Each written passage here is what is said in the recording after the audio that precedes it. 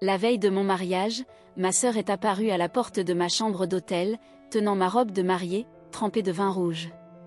Elle m'a regardé droit dans les yeux et a murmuré, « Tu ne mérites pas ça. Pas après ce que tu m'as fait. » Le pire? Je ne lui avais rien fait, à part tomber amoureuse et essayer d'être heureuse. Mais cette nuit-là, elle ne s'est pas contentée de ruiner ma robe, elle a détruit ma vie. Elle a révélé un secret que mon fiancé m'avait caché, saboté la cérémonie, et fait en sorte que plus personne dans ma famille ne me voit jamais comme avant. Et le plus terrible dans tout ça, c'est qu'elle avait tout planifié depuis des mois. Mon mariage était prévu depuis plus d'1 an. Une cérémonie simple mais élégante, dans un petit domaine en Provence que j'avais découvert en vacances avec mes parents quand j'étais ado. Depuis ce jour-là, je m'étais toujours dit que si je me mariais un jour, ce serait là.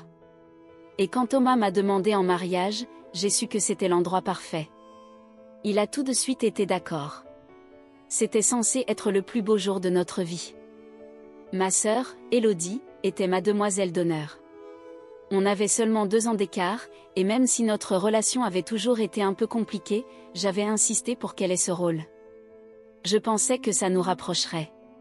Depuis petite, c'était comme si on jouait une compétition silencieuse, les meilleures notes, les amis les plus cols, la robe la plus jolie.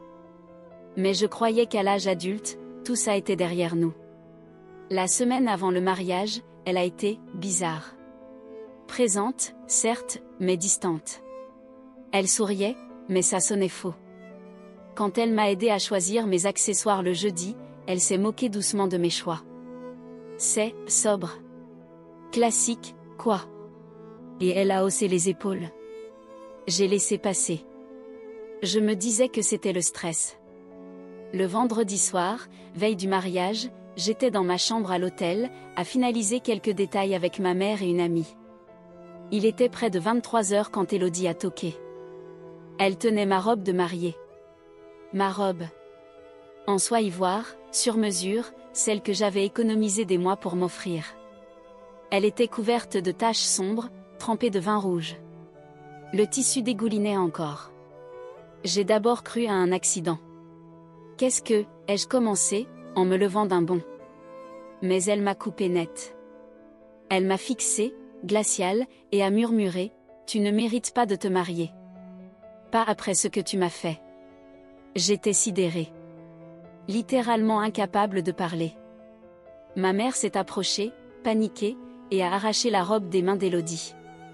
Elle a crié, « Mais t'es folle ?» Élodie n'a rien dit. Elle m'a simplement regardée, une dernière fois, avant de tourner les talons. Je suis restée là, tremblante, incapable de comprendre ce qui venait de se passer. Je n'avais aucune idée de ce qu'elle voulait dire par « ce que tu m'as fait ». Mais j'allais bientôt le découvrir. Et j'aurais préféré ne jamais savoir. Mon mariage devait avoir lieu à Arles. Juin, chaleur écrasante, bouquet hors de prix, ambiance de conte de fées provençales. Mais je m'en fichais. J'étais enfin heureuse. Après des années de relations ratées, de remarques de mes parents qui me trouvaient trop émotive, après avoir toujours été celle qu'on quittait, j'avais trouvé quelqu'un qui restait. Thomas. On s'était rencontrés au travail, lui au marketing, moi dans l'événementiel. Ça avait commencé par des pauses café, puis des week-ends dans les Cévennes, des longs trajets en voiture, des matins silencieux. Je l'aimais.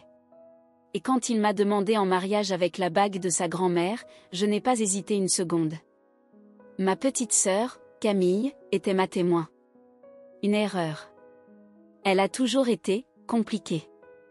Pas méchante, pas cruelle ouvertement, mais du genre à sourire en plantant un couteau dans le dos. Petite, elle flirtait avec mes petits copains juste pour me faire pleurer. Plus grande, elle arrivait au repas de famille dans des tenues faites pour voler la vedette. Mais c'était ma sœur. Et je voulais qu'elle soit à mes côtés. 3 mois avant le mariage, elle a lâché une phrase étrange. On goûtait des gâteaux enfin, moi je goûtais, elle scrollait sur son téléphone sans même faire semblant de s'intéresser. Puis, sans lever les yeux, elle a dit.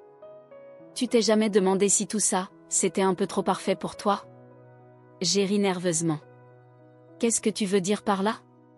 Elle a levé les yeux, avec ce sourire en coin. « Je veux dire, toi. La robe blanche ? Le conte de fées? Franchement, c'est pas un peu faux? J'aurais dû comprendre à ce moment-là.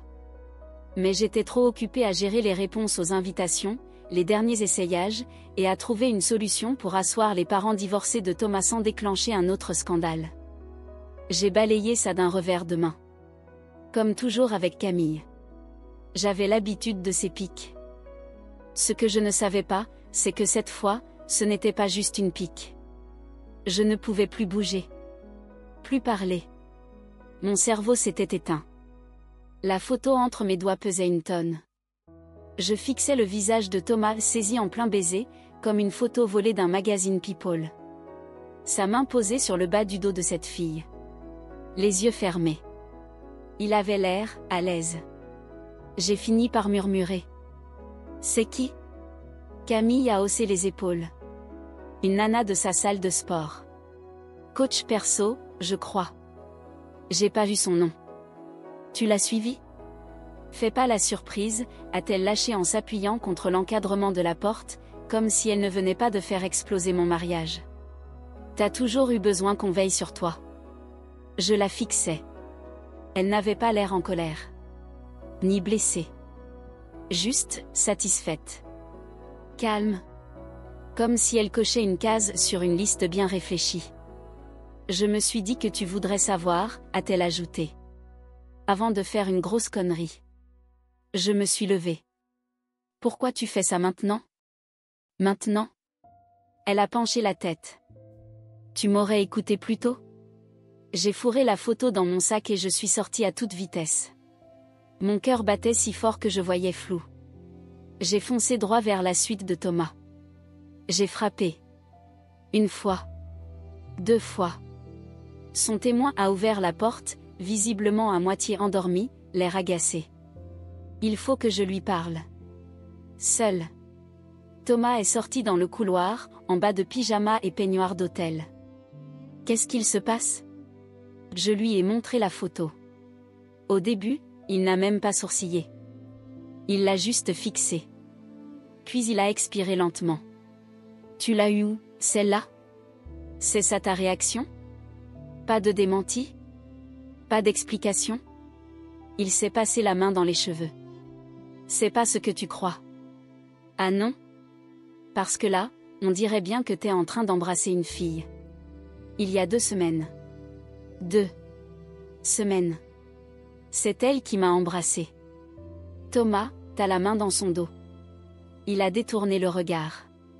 C'était un afterwork avec l'équipe. Elle était ivre. J'ai rien fait. J'ai failli rire. Donc tu l'as juste laissé t'embrasser tranquillement en la tenant, c'est ça? Il n'a rien répondu. Je sentais le sol se dérober sous mes pieds. Ma poitrine compressée. Mes jambes tremblaient. J'avais envie de hurler, de le gifler, de m'effondrer et de disparaître. Mais à la place, je suis partie. De retour dans ma suite, Camille était déjà au lit, en train de scroller Instagram comme si de rien n'était. Je me suis assise sur le canapé, sonnée. Le silence entre nous était lourd. Finalement, elle a dit. Et maintenant? Je sais pas. Tu vas quand même l'épouser? Je n'ai pas répondu. Elle a éteint son téléphone. Tu sais, j'ai essayé de t'arrêter il y a 6 mois. Quand tu m'as annoncé qu'il t'avait demandé en mariage. Je l'ai dit à maman que c'était une mauvaise idée. Je l'ai regardée, abasourdie. T'as fait quoi? Elle m'a dit que j'étais jalouse. Peut-être que je l'étais. Mais j'avais raison. Ma voix s'est brisée. Pourquoi t'essaies de détruire ce que j'aime? Camille s'est tournée vers moi. Son visage était calme, presque doux. Parce que tu prends toujours des choses qui t'ont jamais été destinées. Cette phrase m'a hantée toute la nuit. Le matin, la moitié des invités sentaient qu'il se passait quelque chose. Mes demoiselles d'honneur chuchotaient entre elles. Les garçons d'honneur de Thomas évitaient mon regard. Ma mère ne cessait de dire que j'avais l'air livide. Je n'avais pas dormi. Pas mangé. Juste cette phrase qui tournait en boucle. Tu prends toujours des choses qui t'ont jamais été destinées. Et puis, Juste au moment où je croyais que ça ne pouvait pas être pire, j'ai reçu une demande de message. De la femme sur la photo. Je restais plantée au milieu de cette chambre d'hôtel comme un fantôme. Encore en peignoir. Fixant cette robe en soie blanche suspendue au crochet en laiton contre le mur. Elle avait l'air intacte, parfaite, comme si elle appartenait à quelqu'un d'autre. Quelqu'un dont la vie n'avait pas été pulvérisée par les deux personnes en qui elle avait le plus confiance. Thomas m'avait trompé. Camille avait traqué sa maîtresse comme une prédatrice et m'avait offert la vérité sur un plateau. Et pourtant, c'était moi qu'on attendait là, censé sourire, marcher vers l'hôtel, et faire comme si de rien n'était. La maquilleuse est arrivée pile à 11h30. Je lui ai demandé d'attendre dans le couloir. Ma mère est entrée peu après, rayonnante dans une robe bleu ciel, un collier de perles autour du cou. Elle m'a embrassée sur la joue, puis a vu mon regard. « Qu'est-ce qu'il y a ?» Je n'ai rien répondu.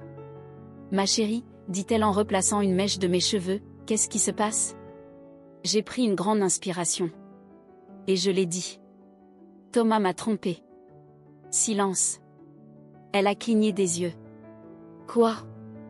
Il y a 2 semaines. Avec une fille de sa salle de sport. Camille était au courant. Elle l'a suivie. A pris des photos. A contacté la fille. Et lui a demandé de me les envoyer. Ma mère a reculé d'un pas, comme si je venais de la gifler. Camille a fait ça ? Elle a tout orchestré. Je m'attendais à ce qu'elle prenne sa défense. Comme d'habitude. Mais cette fois, son visage s'est tordu de stupéfaction. Elle s'est assise lentement au bord du lit. Je me doutais qu'il y avait d'un truc hier, a-t-elle murmuré. Elle arrêtait pas de parler de tes vœux. Elle disait, tu crois vraiment qu'il l'aime ?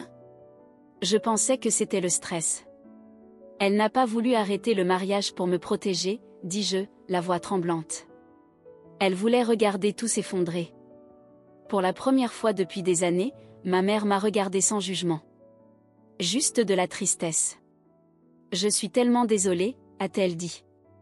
Et pour une fois, je l'ai cru. L'horloge tournait. 12h15, les invités arrivaient. La wedding planée est repassée. Les fleurs sont en place. Le prêtre est là. On décale l'entrée ? Je n'ai rien répondu. Je suis allée dans la salle de bain. Je me suis regardée dans le miroir. Yeux gonflés. Mains tremblantes. Mon corps ne m'appartenait plus. Et soudain, une pensée m'a traversée nette, tranchante. Et si je n'annulais pas le mariage ? Et si je marchais vers l'hôtel quand même ? Pas pour épouser Thomas. Mais pour montrer à tout le monde, à Camille surtout, que ce n'est pas elle qui décide de mon histoire.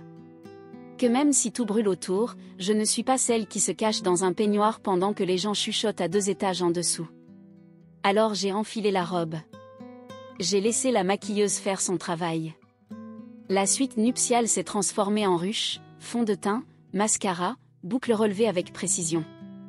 Ma mère m'a aidé à enfiler la robe, ses gestes plus doux que jamais.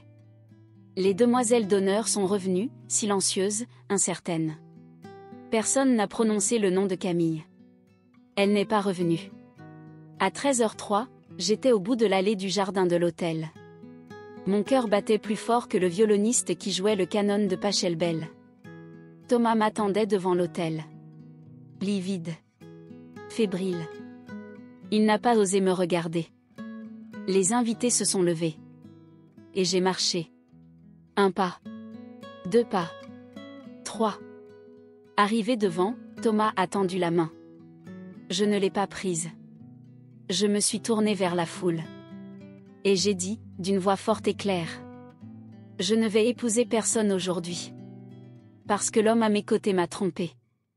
Et parce que ma sœur a tenté de détruire ce jour pour des raisons que je ne comprends toujours pas. Des murmures. Des regards choqués. Le prêtre a reculé d'un pas. J'ai regardé Thomas. Tu m'as menti. Je t'ai fait confiance. Il a ouvert la bouche. Aucun son n'en est sorti. Puis j'ai fixé les invités. Camille, si tu es là, j'espère que ça valait le coup. Parce que ce jour m'appartient quand même. Je ne pars pas honteuse. Je suis debout, la tête haute. Et calmement, j'ai quitté l'hôtel. J'ai redescendu l'allée. Seule. Les invités se sont écartés. Ma mère m'a suivi, les yeux pleins de larmes. La wedding planée avait l'air au bord du malaise. Derrière moi, un silence total. Pas de musique. Pas d'applaudissements. Juste le choc. Mais ce n'était pas fini.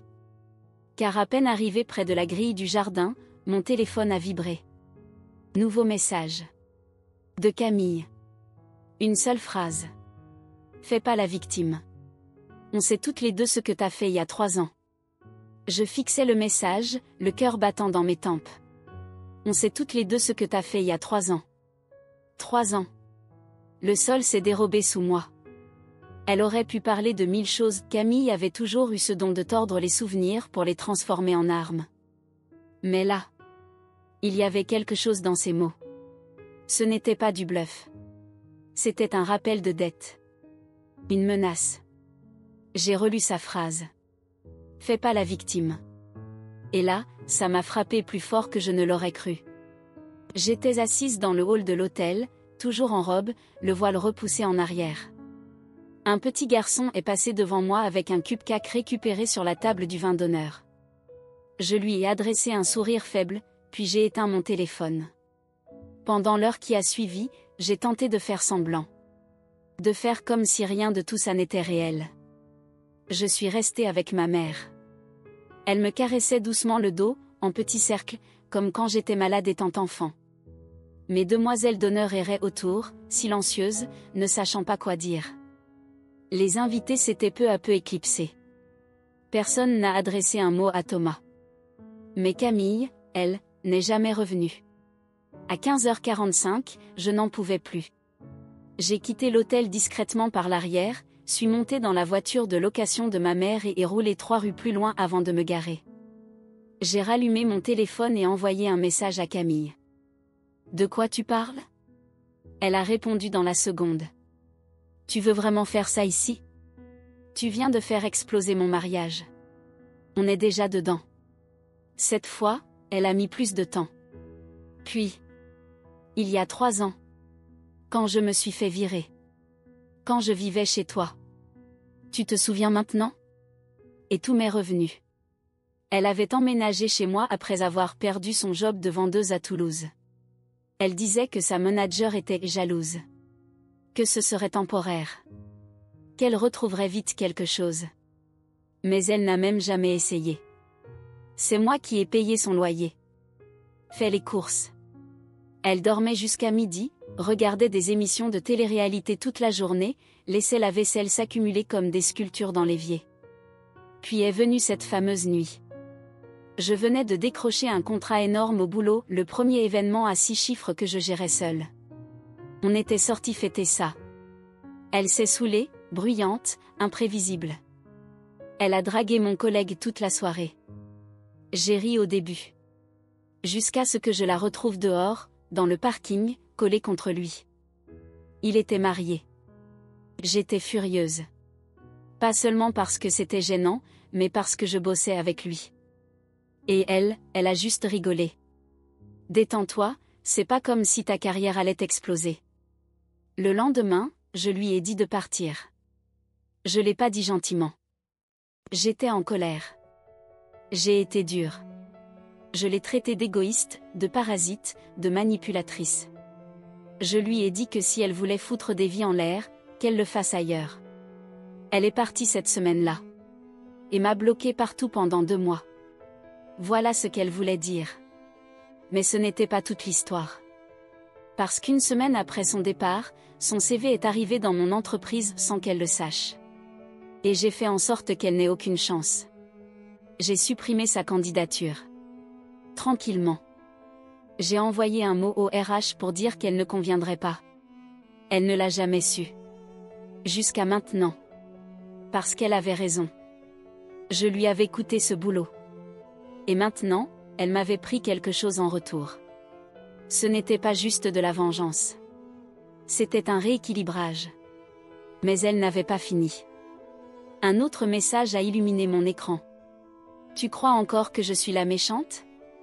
Je sais des choses sur Thomas que t'imagines même pas. Vérifie tes mails. Et accroche-toi.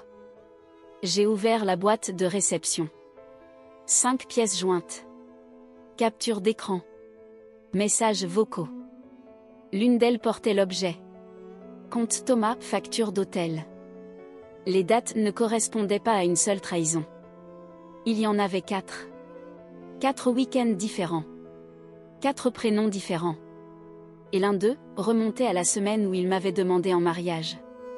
Dès que j'ai cliqué sur la première pièce jointe, j'ai su que je ne pourrais jamais oublier ce que j'allais voir. Objet, facture d'hôtel Marriott Avignon.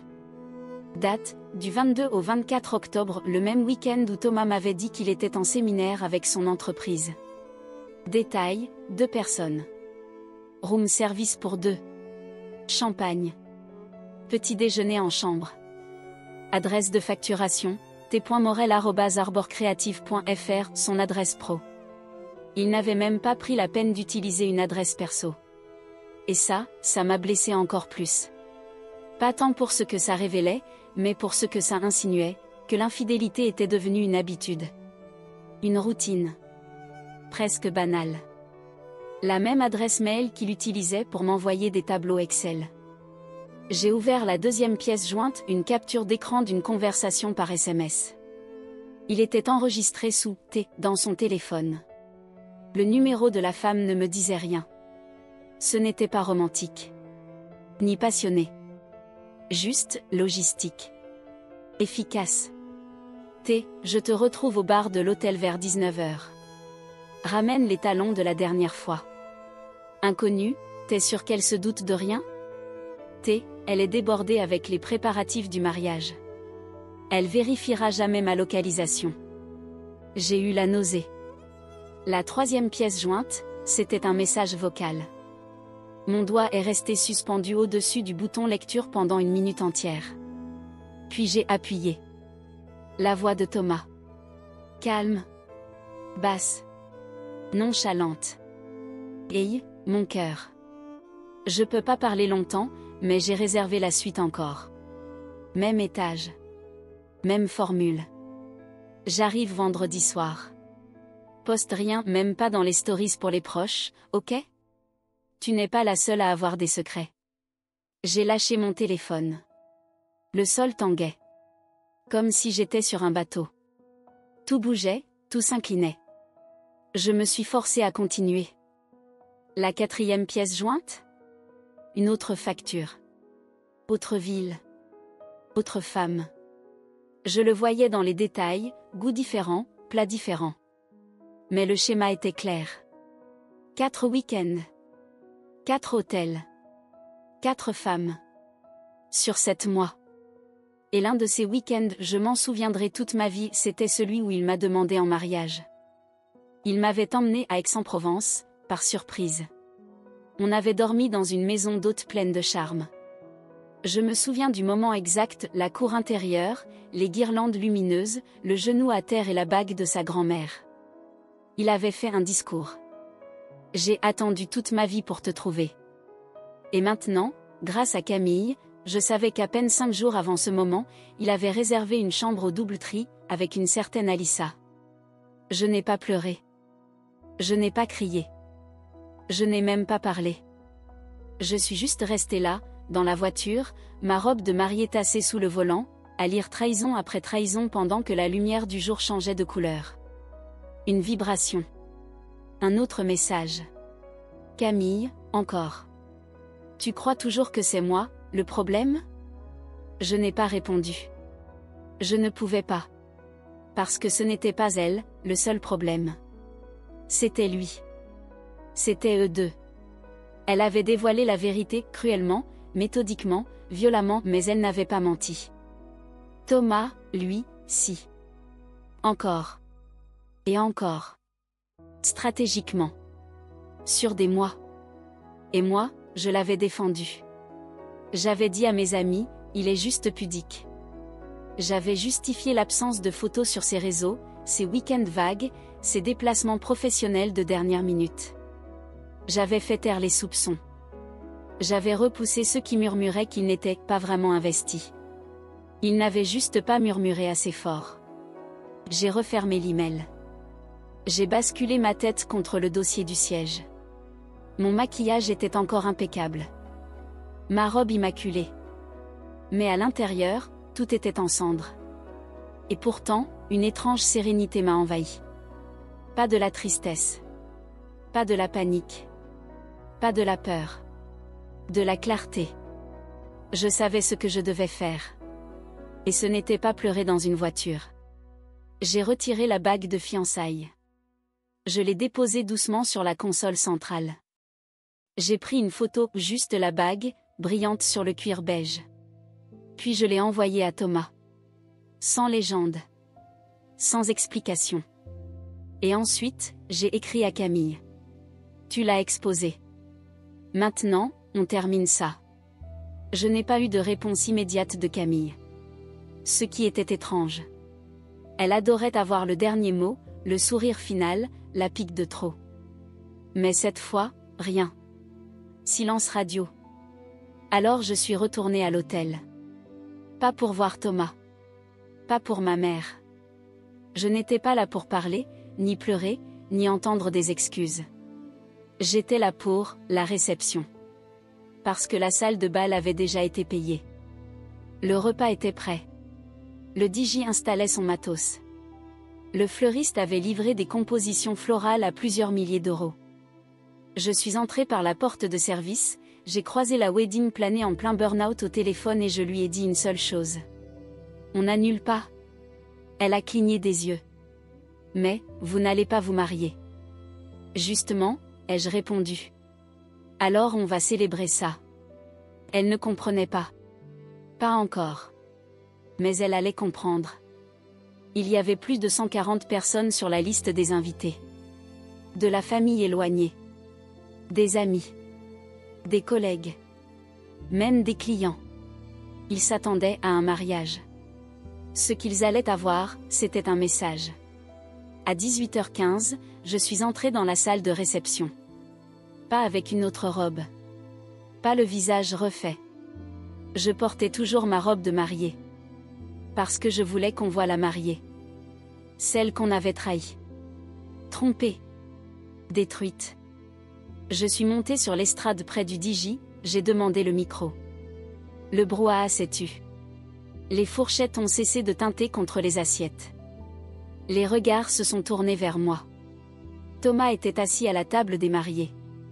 Seul. Livide. Presque vidé. Parfait. J'ai pris une inspiration. Je m'appelle Claire, ai-je dit, la voix claire et posée. Et aujourd'hui, j'étais censée me marier. Avec cet homme, là-bas. Des exclamations.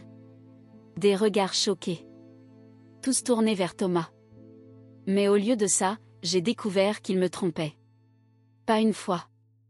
Pas avec une seule femme. Plusieurs fois. Sur plusieurs mois. Y compris la semaine où il m'a demandé en mariage. Les murmures sont devenus des indignations audibles. Quelqu'un a même laissé échapper un rire incrédule.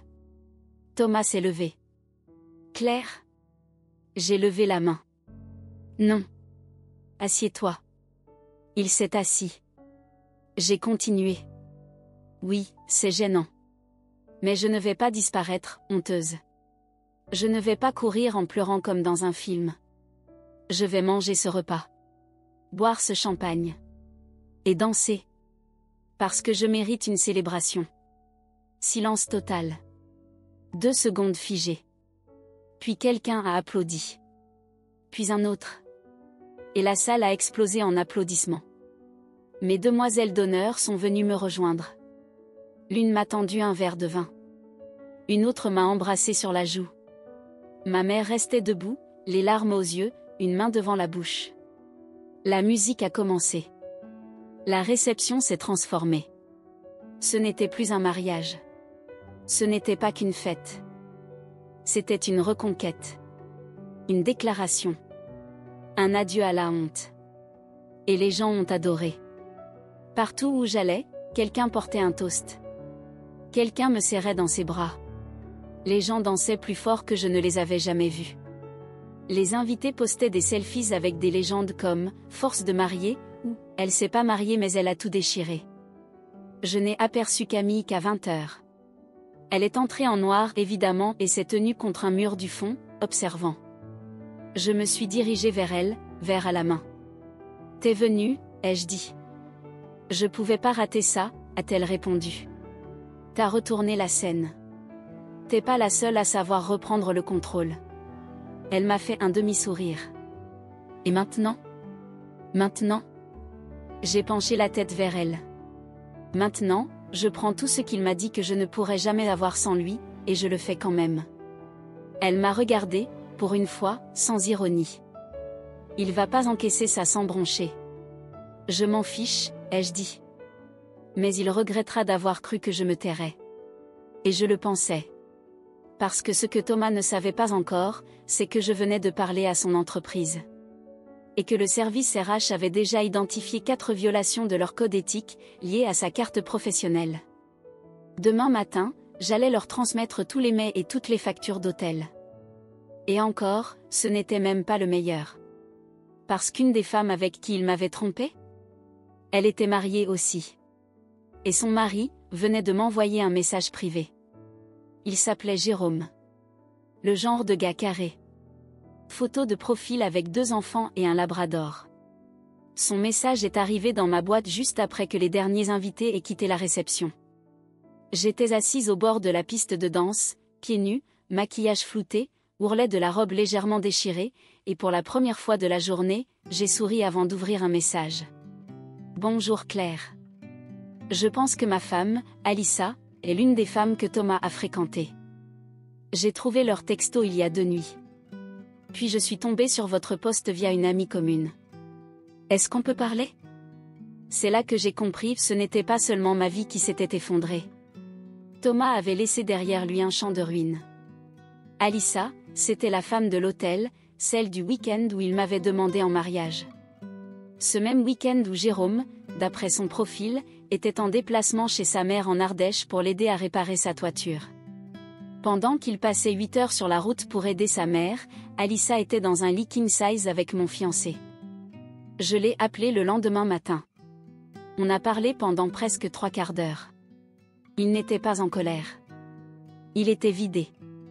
Ça s'entendait dans sa respiration, lente et lasse. Elle m'a dit qu'ils s'étaient rencontrés à un événement pro, m'a-t-il confié. Que c'était du réseau, rien de plus. Puis elle a commencé à rentrer tard. À cacher son téléphone. Et puis j'ai trouvé les justificatifs. Thomas m'a dit que c'est elle qui l'avait embrassé. Que ça ne signifiait rien, ai-je murmuré. Jérôme Marie, amère. Elle parlait de tout quitter pour lui. De prendre les enfants et recommencer ailleurs. Je croyais qu'elle plaisantait. Elle ne plaisantait pas. Thomas lui avait promis qu'il me quitterait après le mariage. Qu'il avait eu besoin de la lune de miel pour y voir clair, puis qu'il mettrait fin à notre histoire proprement. Il lui avait même proposé de payer son loyer quelques mois pour qu'elle puisse partir. J'ai eu la nausée. Jérôme m'a envoyé les captures d'écran. Même langage. Même fausse promesse. Même ton manipulateur. On aurait dit que Thomas suivait un manuel. Je veux pas me venger, a-t-il dit. Mais je veux que la vérité compte. J'ai déjà entamé une procédure de divorce. T'es pas seul, lui ai-je dit. Crois-moi. T'es pas seul. Ce jour-là, j'ai fait 3 choses. D'abord, j'ai rencontré discrètement l'équipe juridique de Arbor Creative. Respectueusement. J'ai montré les preuves. Les messages envoyés depuis son adresse pro. Les séjours d'hôtel facturés sur la carte entreprise, sous frais de représentation client. Leur avocate n'a même pas sourcillé. Elle a juste dit. On s'en occupe. Ensuite, j'ai publié un message sur LinkedIn. Pro. Posé. Mais le sous-texte était limpide. Cette semaine m'a rappelé que notre nom, notre parole, et nos choix nous suivent partout. Je suis reconnaissante envers les collègues et amis qui m'ont montré ce qu'est le vrai soutien. Vive la transparence, l'intégrité, et le fait de se relever même quand on nous pense brisé. Le soir même, la publication avait 3000 réactions et plus de 200 commentaires. Principalement de femmes. Qui disaient toutes la même chose, on est passé par là. Mais la troisième chose, c'était personnel. J'ai renvoyé la bague. Pas à Thomas. À sa mère. Avec un mot. Vous m'aviez dit un jour que je serais bonne pour lui. En réalité, j'étais bien trop bien pour lui. 2 jours plus tard, un SMS d'un numéro inconnu. Tu lui as détruit son job. Sa réputation. Sa famille. Bravo. T'as gagné. C'était Camille. Je suis restée figée. Puis j'ai tapé. C'était pas une compétition. C'était une fin. C'est toi qui as commencé. Moi, j'ai juste terminé. Elle n'a pas répondu. Et pour une fois, elle n'avait pas besoin de le faire. Parce que, d'une manière tordue, on avait toutes les deux obtenu ce qu'on voulait. Elle avait prouvé que je n'étais pas parfaite. Que Thomas n'était pas un trophée. Que moi aussi, je pouvais tomber. Mais moi, j'avais obtenu quelque chose de bien plus précieux. La liberté. De ne plus faire semblant. De ne plus me contenter. De me libérer de ceux qui me servaient des mensonges en guise d'amour. Et pourtant, l'histoire n'était pas finie. Car ce soir-là, en faisant ma valise pour quitter Arles, j'ai trouvé quelque chose glissé dans ma trousse de maquillage. Un bout de papier plié. Pas de nom. Pas d'écriture. Juste une phrase tapée à l'ordinateur. Tu crois vraiment que Thomas était le seul à mentir? Ce mot me hantait. Tu crois vraiment que Thomas était le seul à mentir? Je l'ai retourné dans tous les sens. Cherchant une écriture, des initiales, n'importe quoi. Mais c'était une feuille blanche, imprimée volontairement neutre. Volontairement froide. Celui qui l'avait laissé voulait rester caché. Je me suis assise au bord du lit d'hôtel, fixant ma valise. J'avais déjà presque tout rangé. Le mariage était annulé, la réception terminée, mon vol retour pour Paris prévu le lendemain matin. Mais je ne pouvais pas partir. Pas encore. Parce que si cette note disait vrai, si quelqu'un d'autre avait menti, alors ça voulait dire que je vivais dans l'aveuglement depuis non seulement des mois, mais peut-être des années. J'ai commencé à remonter le fil. Thomas. Camille. Les tromperies. Le sabotage. Et puis, un nom m'est revenu. Glissé parmi les reçus d'hôtel que Camille m'avait envoyés. L'une des femmes mentionnées s'appelait Rachel J. Sur le moment, je n'avais pas percuté. Un prénom parmi d'autres. Mais il y avait quelque chose de familier dans ses initiales. J'ai rouvert le mail. Fait défiler les pièces jointes. Et là, Rachel J. Harper. Et tout m'a sauté à la figure. Rachel n'était pas une inconnue. C'était une collègue. Pire, c'était elle qui m'avait présenté à Thomas. On travaillait dans le même immeuble, au même étage. Et c'est elle qui, 2 ans plus tôt, m'avait invité à un afterwork en me disant « Y a un gars que je pense que tu devrais rencontrer. » Ce gars, c'était Thomas. Je me souviens lui avoir dit après la soirée qu'il avait l'air gentil, attentionné, différent.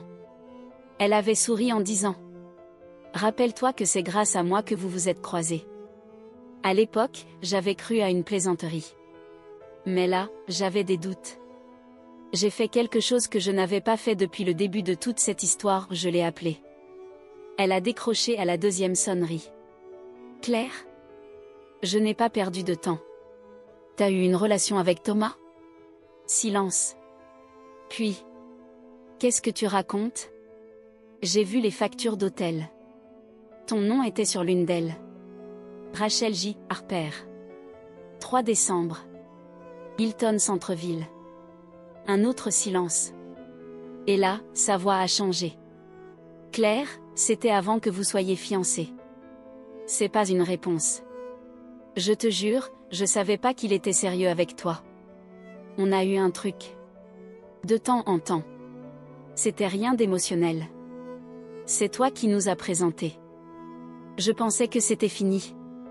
Tu ne m'as jamais rien dit. Je croyais que ça comptait pas. Je me suis tue. Elle a continué. Oui, on a couché ensemble. 2 fois. peut-être 3. Mais il m'a dit que ça voulait rien dire. Et quand je vous ai vus ensemble, j'ai cru que c'était terminé. Je voulais pas tout gâcher. Alors t'as juste regardé. Tu m'as laissé tomber amoureuse de lui. Tu m'as souri. Tu nous as envoyé des fleurs pour nos fiançailles. T'étais à mon enterrement de vie de jeune fille. Je savais pas quoi faire d'autre. T'aurais pu dire la vérité. Pas de réponse. Ce silence, c'était pire que n'importe quelle excuse. Et là, quelque chose s'est brisé définitivement en moi. J'ai raccroché. À ce stade, tout était empoisonné. Mon fiancé avait trahi. Ma sœur avait saboté. Ma collègue avait trahi. Même le tout début, la rencontre elle-même avait été construite sur un non-dit. Le pire? Je repensais à tous ces petits moments. Rachel qui disait que Thomas avait un côté mystérieux. Camille qui me demandait si j'étais vraiment sûre de le connaître. Ma mère qui disait, l'amour n'a pas besoin d'être dramatique, parfois l'ennui, c'est la sécurité. Tous les signaux. Toutes les demi-vérités. Personne ne m'avait dit toute la vérité. Pas parce qu'ils étaient mauvais. Mais parce qu'ils voulaient tous préserver leur version de moi. Ou leur place autour de moi. Et tout à coup, je ne voulais plus rien d'eux. Ni explication. Ni culpabilité.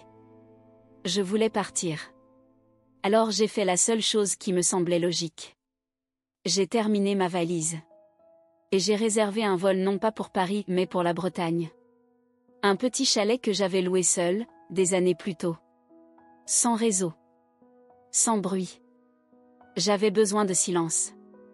Mais avant de partir, j'ai envoyé un message collectif à tous ceux qui étaient impliqués, Camille, Thomas, Rachel. Aucun de vous ne m'a brisé. Vous m'avez juste rappelé pourquoi je devais me réveiller. Puis j'ai éteint mon téléphone. Pendant une semaine. Pas d'actualité. Pas de réponse. Plus de mensonges. Mais quand je l'ai rallumé, un message vocal m'attendait. De Thomas. Et il se terminait par 6 mots que je n'aurais jamais pensé entendre. Y a un truc que Camille t'a jamais dit. Je n'ai pas écouté le message vocal tout de suite. Pendant presque 1 heure, je suis restée assise sur le porche de ce petit chalet isolé en Bretagne, regardant le brouillard s'enrouler autour des pins. Mon téléphone pesait dans ma main. Ma poitrine, encore plus lourde. Je n'avais aucune envie de donner à Thomas une seconde de plus de mon attention. Mais 6 mots tournaient en boucle dans ma tête. Y a un truc que Camille t'a jamais dit. Quand j'ai finalement appuyé sur relecture, sa voix a résonné, plus lente que d'habitude, plus douce. La voix d'un homme qui savait qu'il avait tout perdu et qui ne s'attendait même plus à être écouté. Claire, tu as sûrement déjà supprimé ce message, et je comprendrai. Je mérite tout ce qui m'est arrivé. J'aurais jamais dû mentir. Ni à toi, ni à personne. Mais il y a une chose que je dois dire avant de disparaître de ta vie pour de bon. Tu crois que Camille a fait tout ça parce qu'elle te déteste? Parce qu'elle est jalouse. Mais c'est pas si simple. C'est pas à cause du mariage. C'est même pas à cause de moi. C'est à cause d'il y a 3 ans. Quand elle est tombée enceinte. Je me suis redressée d'un coup. Elle t'en a jamais parlé. Mais elle me l'a dit. Elle est venue me voir après que tu l'aies mise dehors. Elle savait pas qui était le père. Elle voulait pas le garder. Elle m'a supplié de rien dire. Et je l'ai aidé. J'ai payé. Je l'ai emmené. Elle a dit qu'elle te pardonnerait jamais. Qu'elle te reprochait pas ce qui s'était passé, mais qu'elle te reprochait d'avoir été froide. De l'avoir abandonnée au moment où elle avait besoin de sa sœur.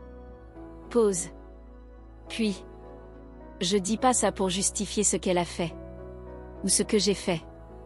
Je pense juste que tu mérites de savoir. Tout le monde ne ment pas par cruauté. Parfois, on ment parce qu'on se noie. Et quand les gens se noient, ils attrapent ce qui est le plus proche. Clic. Silence. L'air, dehors, était figé. Pour la première fois depuis des jours, quelque chose s'est brisé en moi, pas de la colère, ni du chagrin, de la confusion. Camille. Enceinte. Seule. Silencieuse. Je me suis replongée dans mes souvenirs. Cette semaine-là, quand je l'avais viré, je me souvenais de son visage pâle. De la façon dont elle avait fait sa valise en pleine nuit. Je pensais qu'elle avait honte. Je n'avais aucune idée du poids qu'elle portait. Et je n'aurais jamais imaginé qu'elle s'était tournée vers lui. Que Thomas avait été là pour elle au moment précis où moi je ne l'étais plus. Et là, tout s'est éclairé. Sa volonté obsessionnelle de contrôler le mariage. Ce besoin qu'il s'écroule. Son regard quand elle m'avait tendu cette photo, pas cruelle, pas moqueur, juste vide. Ce n'était pas seulement de la vengeance. C'était du deuil, détourné. De la rage, mal dirigée. De la douleur, transformée en arme. Je ne lui ai pas pardonné. Je ne lui pardonnerai probablement jamais. Mais pour la première fois, je l'ai comprise. Le lendemain, je lui ai envoyé un dernier message. Je sais ce qui s'est passé. Je sais que tu étais seule. Je suis désolée de ne pas avoir été là. Mais ça ne justifie pas ce que tu m'as fait. Tu m'as blessée d'une manière que je vais porter à vie. On a toutes les deux perdu quelque chose qu'on ne méritait pas de perdre. C'est tout ce que j'ai à dire. J'espère que tu trouveras la paix. Elle n'a jamais répondu. Peut-être qu'elle ne le fera jamais.